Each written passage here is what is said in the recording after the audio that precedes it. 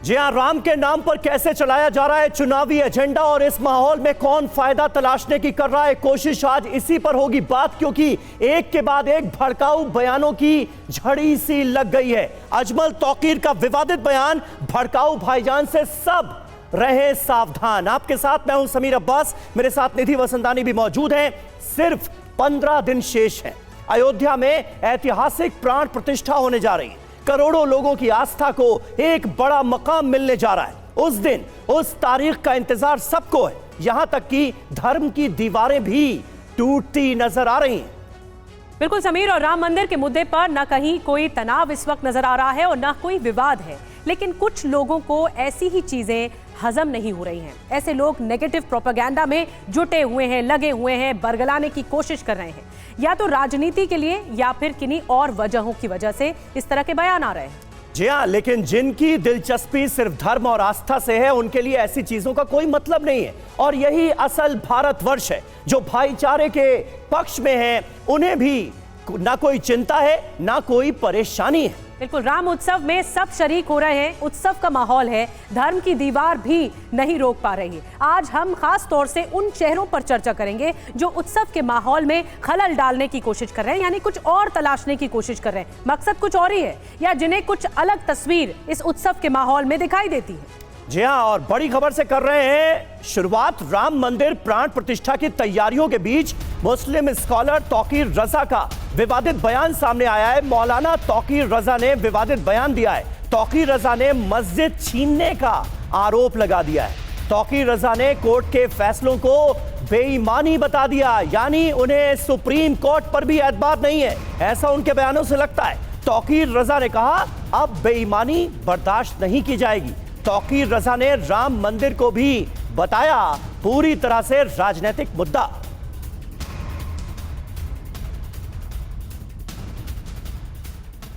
और आइए अब आपको सुनाते हैं कि तौकीर रजा ने अयोध्या पर फैसले को लेकर और क्या कुछ बातें रखी हैं देश के सामने। जिस किस्म की बेईमानी की जा रही है, बेईमानी बर्दाश्त नहीं की जाएगी।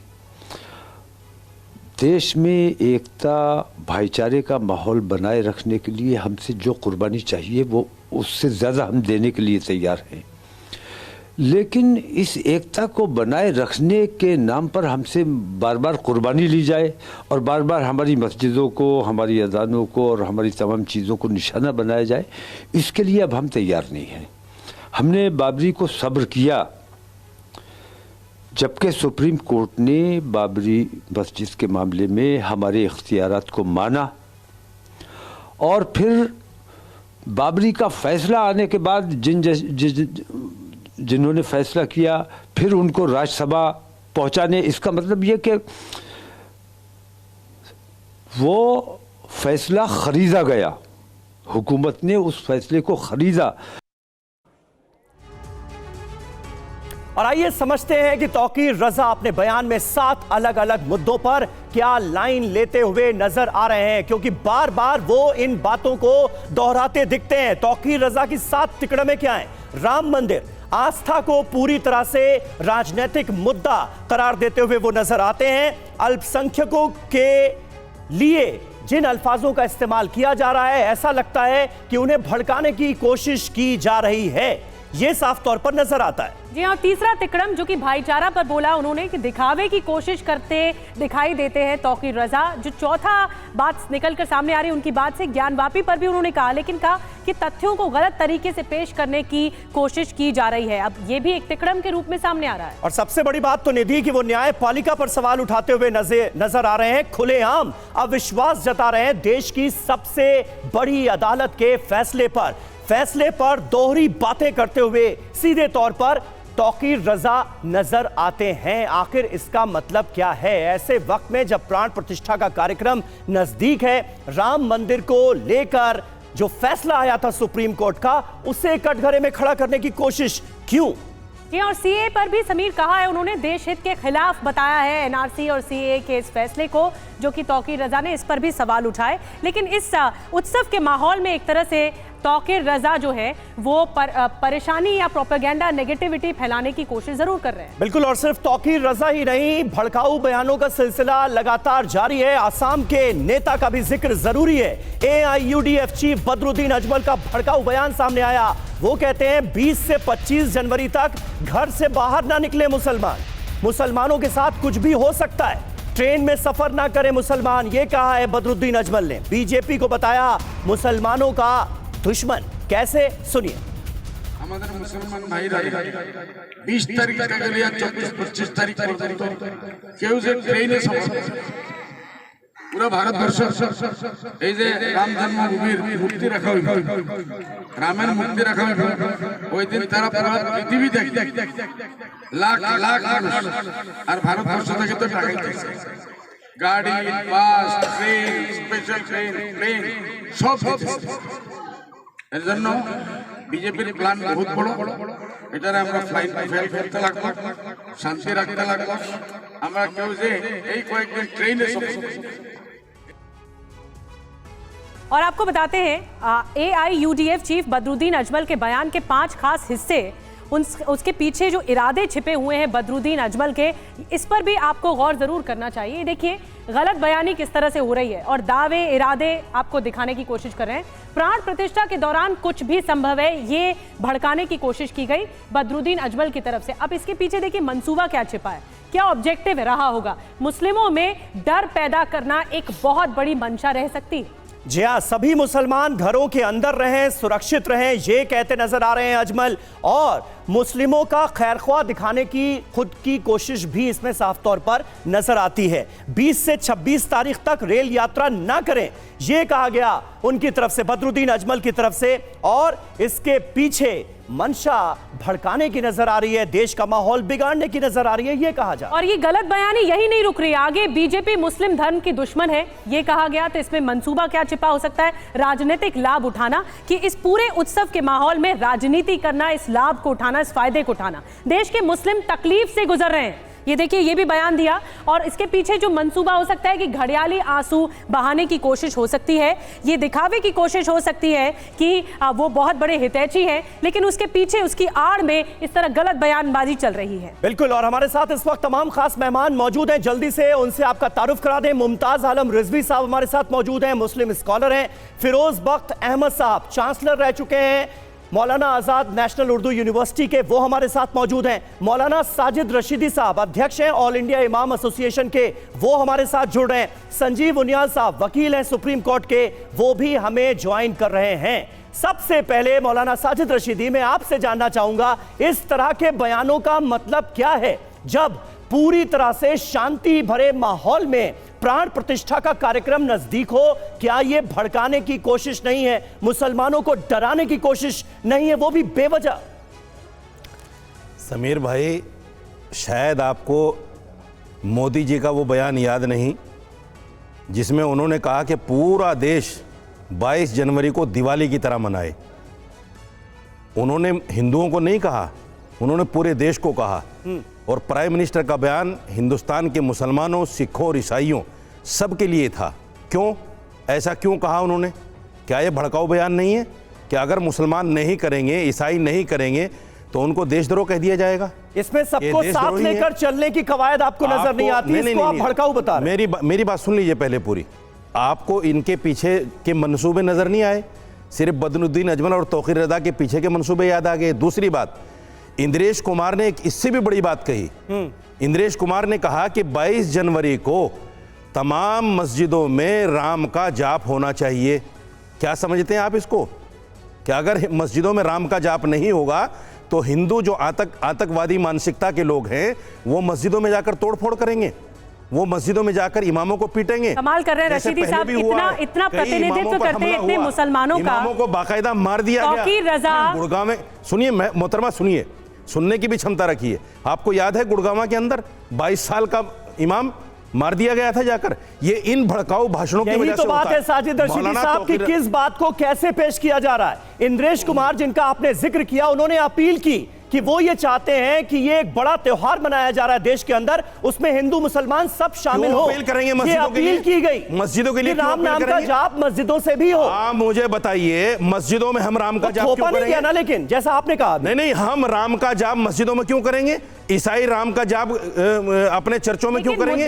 गुरुद्वारों में सिख क्यों करेंगे? बताइए मुझे क्यों करेंगे? एक सेकंड आप मुद्दा हिंदुओं से ये नहीं अपील है कर सकते थे रशीदी कि साहब, तमाम हम मंदिरों जिस के अंदर मुद्दे पर राम का बहस जाप कर होना रहे हैं, चाहिए। मुसलमान क्यों करेगा भाई? नहीं करेगा मुसलमान। तो यही हम तो राम के भाईचारे साथ की अकीदा नहीं रखते। ये भाईचारे राम के साथ की हमारी आस्था गंगा नहीं जमनी है। तहजीब की राम मिसाल उनके है लिए हमारे भगवान देश है, में। हमारे लिए नहीं है।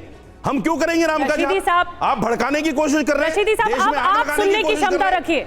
रशीदी साहब, अब आप सुनने की क्षमता रखिए। ये क्षमता हमारे आप देश रखिए सुनने की। एक मिनट, ये आपने हमारे देश मंसूबे की बता दिए। एक सेकंड, तौकीर रजा के एक मंसूबे सेकंड, ये हैं, रशीदी बदरुद्दीन साहब, अजमल के मंसूबे ये हैं। देखिए आपको उनके बयान नजर नहीं हमारी आते? बहस का मुद्दा ये नहीं है।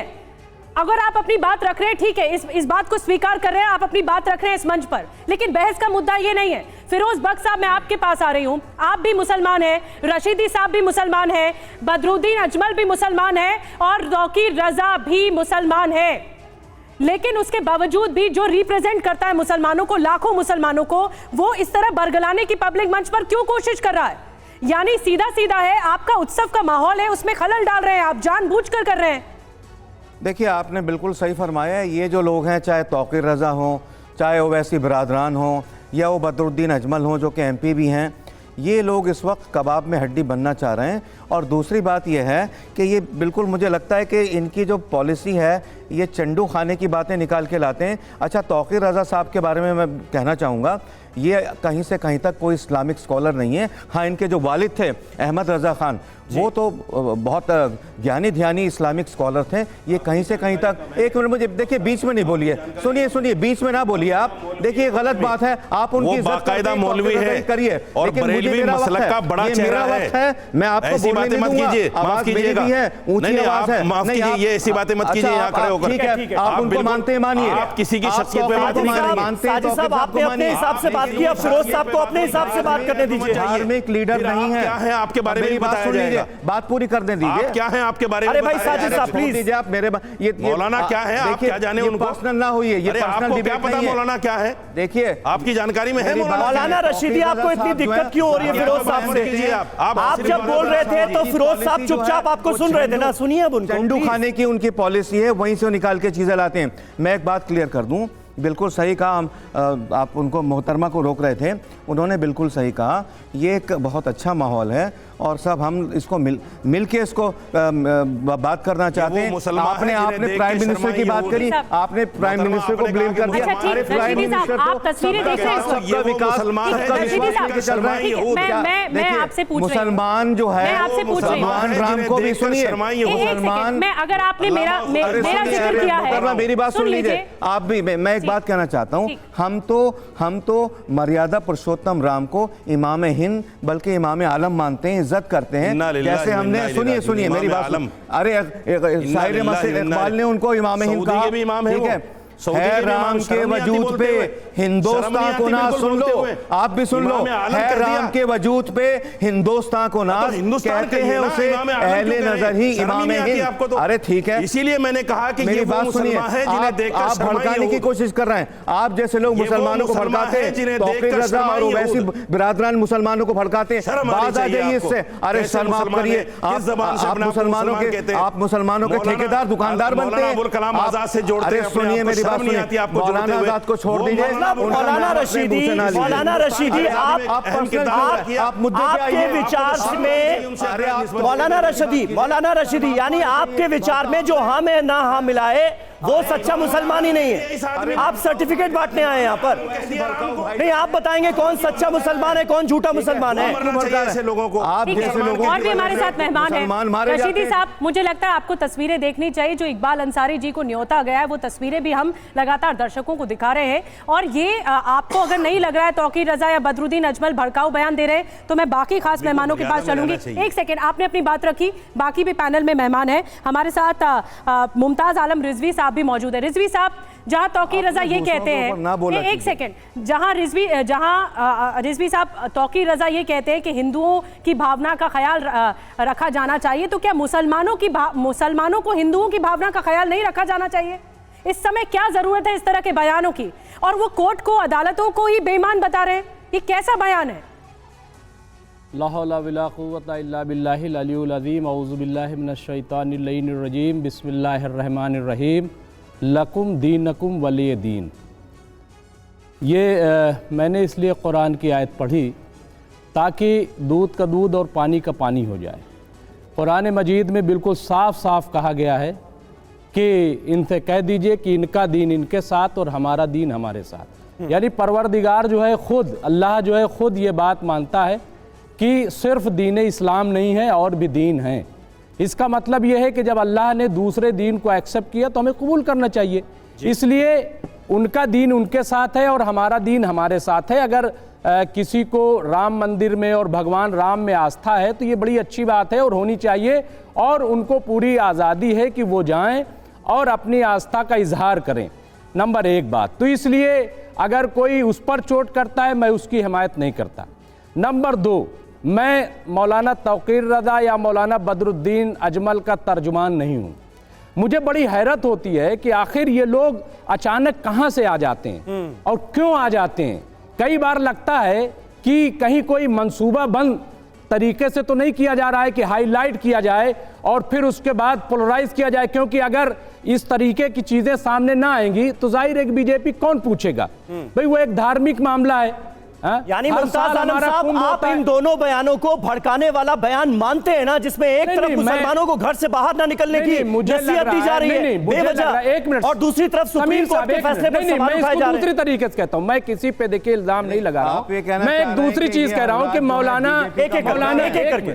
मौलाना बदरुद्दीन अजमल को चाहिए था कि वो ये कहते कि तमाम जो मुसलमान हैं उनको चाहिए कि वो मस्जिदों का रुख करें, जाएं मस्जिदों में इबादत करें। अगर ये कहते तो मैं समझता हूं कि बड़ा अच्छा होता। ठीक, बहुत बड़ी बात आपने कही। वो ये कहते हुए नजर आए कि ट्रेन का सफर ही मत कीजिए 21 से 25 जनवरी तक, ये कहते हुए नजर आए। साफ तौर पर भड़काने की, और जिस मंच पर वो कह रहे हैं ना रिजवी साहब, वो मंच पे कई युवा मुसलमान भी जुड़े हुए थे। एक बड़ी खबर और बता दें, संजीव उनियाल जी भी हमारे साथ हैं, उनके पास चलेंगे। बड़ी खबर, तौकीर को ज्ञानवापी पर सुनवाई से भी एतराज है। तौकीर रजा, राम मंदिर और ज्ञानवापी पर भड़काऊ बयान दिया गया। ज्ञानवापी पर सुनवाई को गैर कानूनी बताया है तौकीर रजा ने।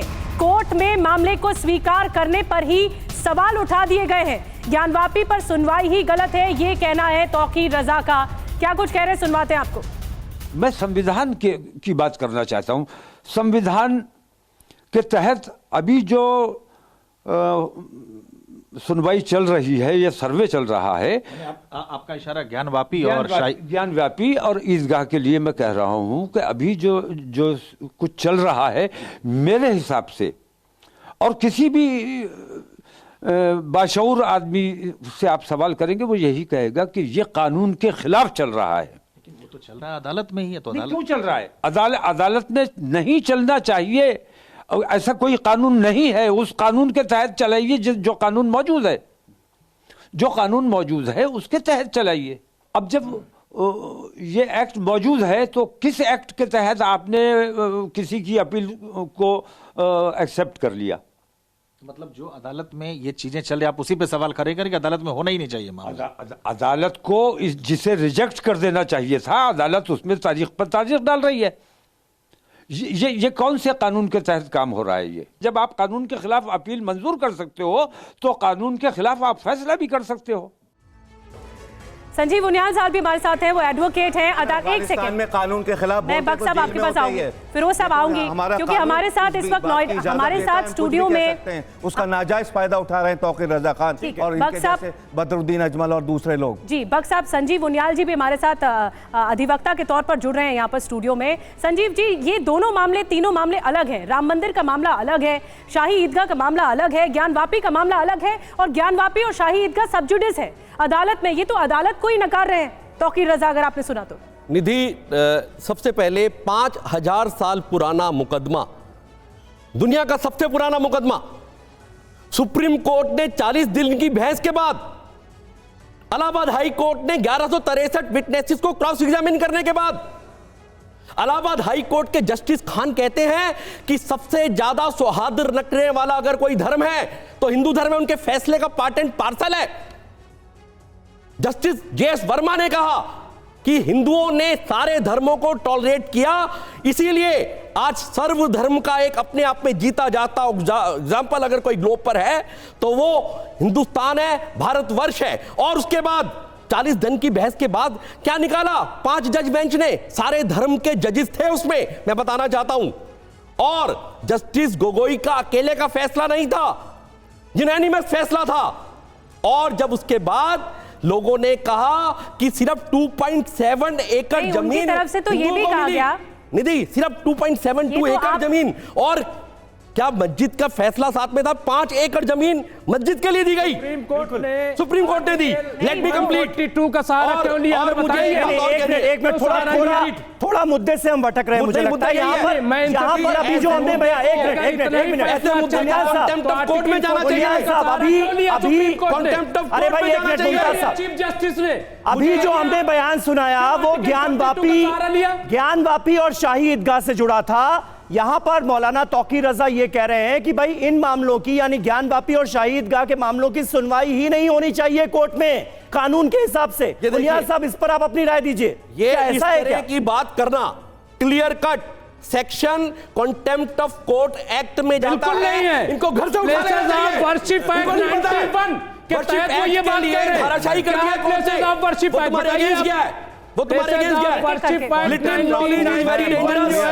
उसके तहत वो बात कर रहे हैं। आप मैं इनको बता दूं वर्शिप एक्ट क्या है। एक-एक करके रखिए अपनी बात, किसी को समझ में नहीं आ रही। संजीव बुनियाल जी पहले कंप्लीट कीजिए। मुझे अभी तक मौका नहीं मिला पूरा बोलने का। रिजवी साहब, आप जब आपकी बारी आए तब आप बोलिएगा प्लीज। मैं आपसे बाद में तू बात ही नहीं लेट हिम कंप्लीट। आप बीच में नहीं बोल सकते। संजीव बुनियाल प्लीज आप कंप्लीट करिए अपनी बात, उसके बाद रिजवी साहब आपको भी मौका मिलेगा प्लीज। ऋग्वेद कलीशानो भवति संजीहानस्तु द्वापरा उत्तिष्ठाम त्रेता भवति कृतम संपद्यते चरण चरैवेति। जो सोया हुआ है वो काल है, पास्ट था वो।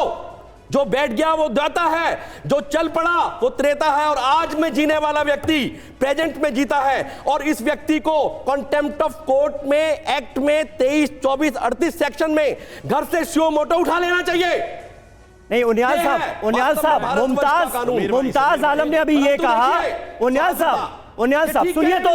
अरे भाई सुनिए, बोला होता तो अभी जो है चेनों से बांध के और पत्थर मार के मार दिया जाता। अरे सुनिए उनियाल साहब, मुमताज आलम ये कह रहे हैं कि तौकीर रजा जो कह रहे हैं वो 1991 के प्लेसेस ऑफ वर्शिप एक्ट के बिना पर कह रहे हैं कि सुनवाई नहीं होनी चाहिए। इस पर एक अधिवक्ता के तौर पर जवाब देना। मैं चाहूंगा कि तो क्लियर है। मैं चाहूंगा 60 सेकंड ध्यान से सुने आपके करोड़ों दर्शक भी। जल्दी। वर्शिप रिलीजियस वर्शिप एक्ट जो है, प्लेसेस ऑफ वर्शिप एक्ट जो है, वो ये कहता है कि जिसकी स्थिति 1947 से पहले जो भी रिलीजियस स्ट्रक्चर जैसा था उस टाइम तक वैसा ही रहेगा। परंतु जब सर्वे किया गया तो सर्वे करके ज्ञानवापी पे पाया गया कि भाई उसका स्ट्रक्चर जानने के लिए उसकी रिलीजियस वैल्यू कैसे पता लगेगी, वो इसलिए पता है वैसा ही रहेगा। और ये क्यों, इसकी मंशा क्या थी? देखिए, नहीं, एक मिनट, नहीं, ऐसा नहीं होगा समीर साहब, नहीं ऐसा नहीं होगा। एक मिनट, बिल्कुल ऐसा नहीं होगा। वो आप ही के सवाल का जवाब दे रहे हैं ना वो। अरे आप ही के सवाल का जवाब तो दे रहे हैं वो। जैसे सर्वे किया गया। नहीं, मैं ये कह रहा हूँ श्रृंगार गौरी में वो खवातीन पूजा करने जाती थी, हफ्ते में एक दफा उनको रोक दिया गया। देने के पीछे एक मिनट साजिद भाई खड़ा किया मस्जिद कमेटी ने। क्लियर करने दीजिए, एक आप विषय पे आइए। एक मिनट, मैं ये कह रहा हूं, एक मिनट समीर साहब, एक मिनट मुझे ये बात कह लेना। एक बार कानून का थोड़ा ज्ञाता आप मानते हैं मुझे, एक बात सुन लीजिए। रिलीजियस कानून पे तो आप बात ही नहीं कर रहे हैं, आप तो बीजेपी का तर्जुमान बन के बात कर रहे हैं। इनको पता है कि कोई चीज ऐसी निकल आएगी, बीजेपी का प्रवक्ता बन के बात कर रहे हैं, कानून पे तो बात ही नहीं कर रहे हैं। कानून की बात कर रही है, कानून पे कहां बात कर रहे हैं? मुझे रशीदी साहब, आप भी उनियाल साहब, आप कानून पे बात कीजिए ना। उनियाल साहब, आप अपनी बीजेपी का प्रवक्ता बन के बात मत कीजिए। एक सेकंड रशीदी साहब, फिर आप भी यही मानते हैं कि ज्ञानवापी पर सुनवाई नहीं होनी चाहिए तौकीर रजा की तरह? आप भी यही मानते हैं? रशीदी साहब, आप भी यही मानते हैं? एक मिनट, मैं मानते हैं यही कि ज्ञानवापी का मामला नहीं जाना चाहिए, अदालत को रिजेक्ट कर देना चाहिए? सुनिए समीर भाई, देखिए अभी मेरे भाई ने बताऊंगा कुछ समीर काबिल दोस्त ने टॉलरेंट की बात की। हमारा हिंदू भाई कितना टॉलरेंट है, हमें पता चला कि सैकड़ों साल एक झूठ बोला गया कि बाबरी मस्जिद मंदिर तोड़कर बनाई गई। इतना टॉलरेंट है। मतलब सुप्रीम कोर्ट भी झूठ। अरे सुनो सुनो सुनो, क्या बोल रहे हो आप? सुप्रीम कोर्ट ने मना किया कि मंदिर तोड़कर मस्जिद नहीं बनी। अरे दिल्ली हाई कोर्ट ने बोला ना, हाई कोर्ट इतना टॉलरेंट है कि 1949 अगर यहाँ का हिंदू टॉलरेंट नहीं होता तो आप इस तरह से नहीं बोल सकते थे बाबा निदान। अगर यहाँ का हिंदू काम कूल कंपोज नहीं होता तो इस तरह से आप बात नहीं करते। फिर आप जवाब दे दीजिए। सुनिए सुनिए, हिंदू अगर टॉलरेंट नहीं होता तो आप ये बात यहाँ खड़े होकर नहीं कर सकते थे। अकेला हिंदू खड़ा हूं टीवी 9 के पैनल पे। टीवी 9 ने 3 मुस्लिम्स को जगह दी हुई है। ये टॉलरेंस बता रही है इस भारतवर्ष की। बिल्कुल ये टॉलरेंस है भारतवर्ष की। लाख लोग लेके मंदिर, अरे आके तो देखो कहीं और। मेरा हिंदू भाई कितना टॉलरेंट है। 3 पैनलिस्ट टीवी 9 के हिंदू नहीं है, मुस्लिम है। ज्ञानवापी मस्जिद में बिना सर्वे से पहले ये कहिएगा कि शिवलिंग मिल गया है। ये टॉलरेंट की बात करते हैं, बहुत टॉलरेंट की बात करते हैं। सुनिए, हमेशा मुसलमानों को उठाने की बात की है, हमेशा मुसलमानों को दबाने की बात की है, सुनिए, हमेशा मुसलमानों पर आक्षेप लगाने की बात की है।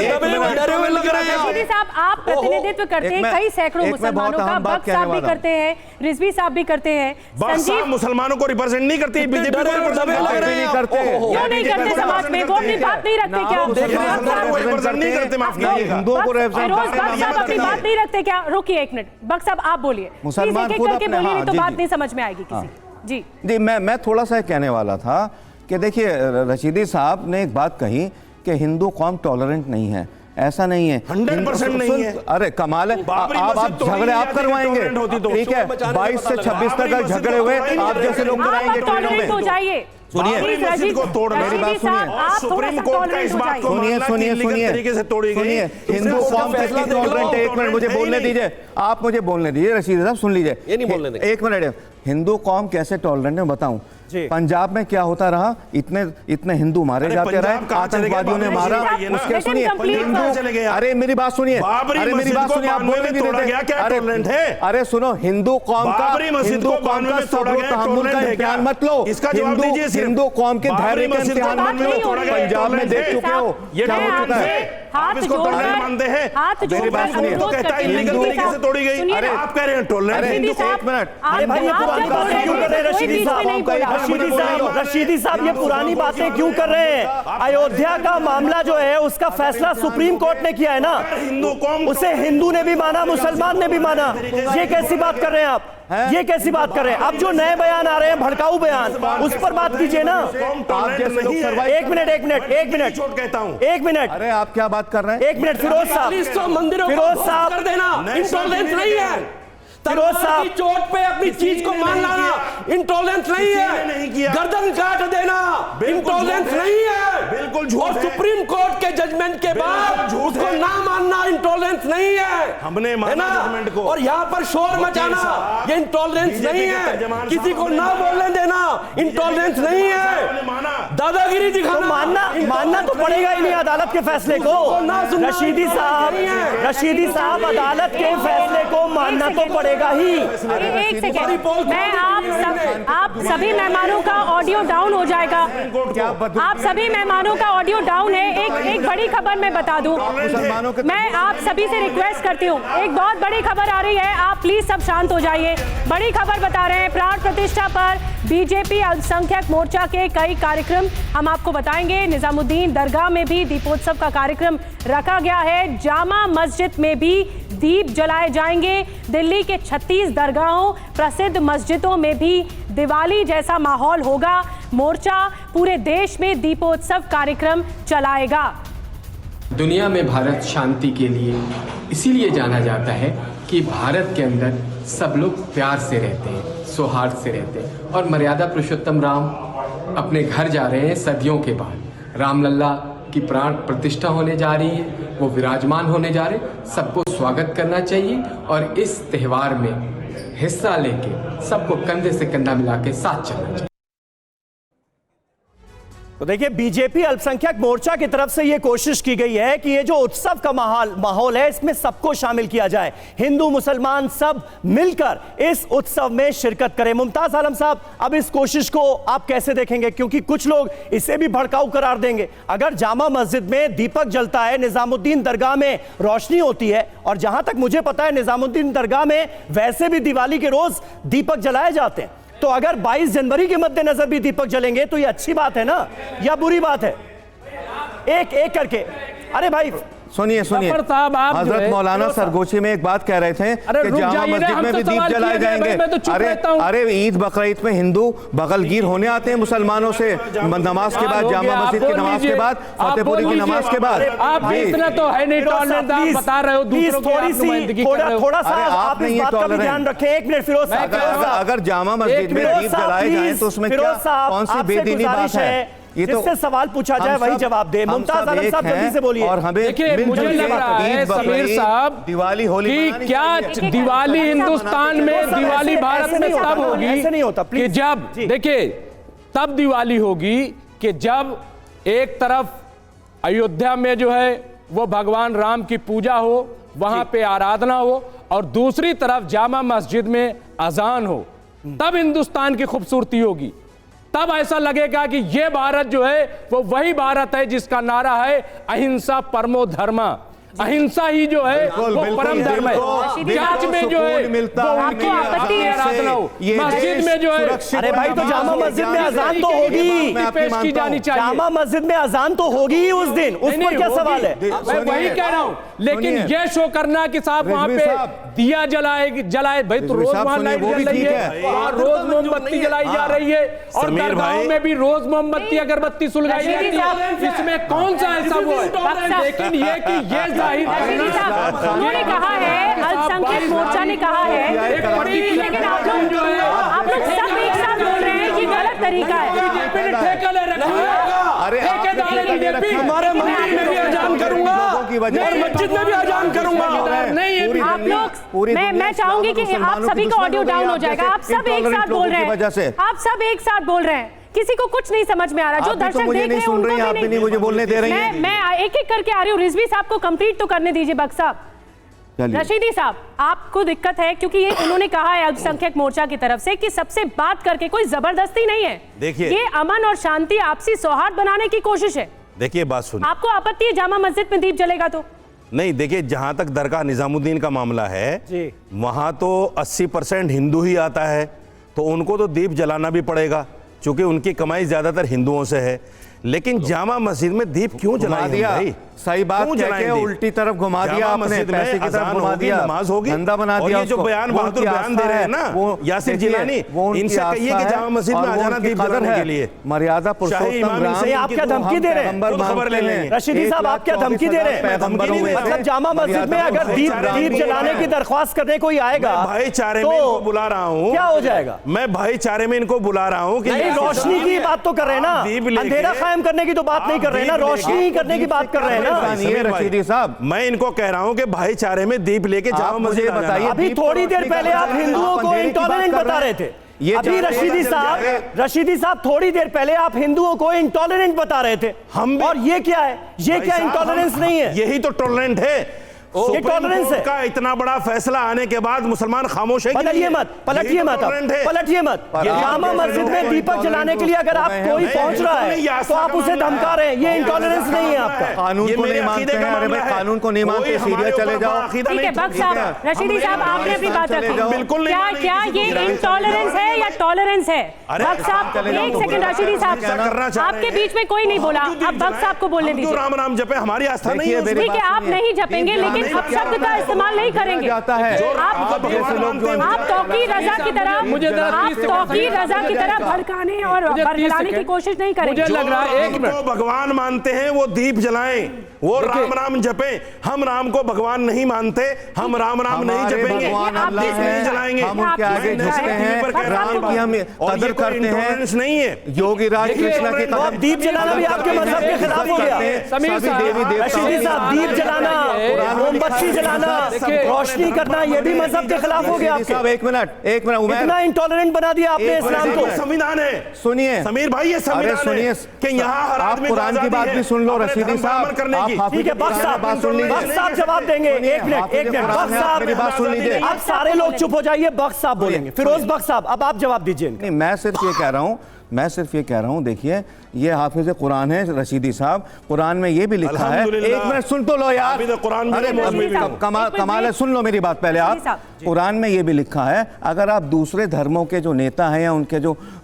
जैसे मर्यादा पुरुषोत्तम राम है, लॉर्ड कृष्णा है, उनको उनकी देवी देवताओं को बुरा कहोगे, वो आपके अल्लाह को, प्रॉफिट मोहम्मद को बुरा कहेंगे। ये कुरान में लिखा है। आप कुरान की बात नहीं फॉलो कर रहे हैं, आप कैसे मुसलमान हो? आप हदीस को फॉलो नहीं कर रहे, आप खुद टॉलरेंट नहीं है, कुरान को फॉलो करते हैं।